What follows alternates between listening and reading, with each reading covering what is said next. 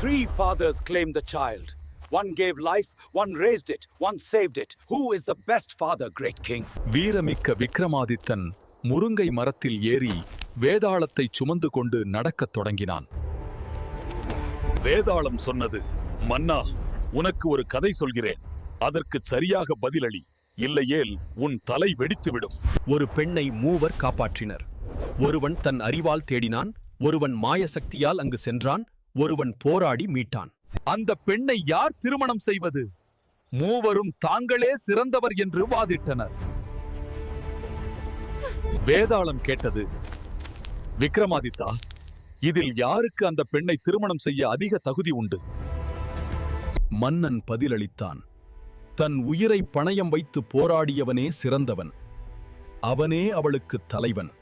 மன்னன் மௌனத்தை கலைத்ததால் வேதாளம் சிரித்துக்கொண்டே மீண்டும் மரத்திற்கே பறந்து சென்றது. நீதி, தியாகம் மற்றும் வீரமே அனைத்து திறமைகளையும் விட மேலானது.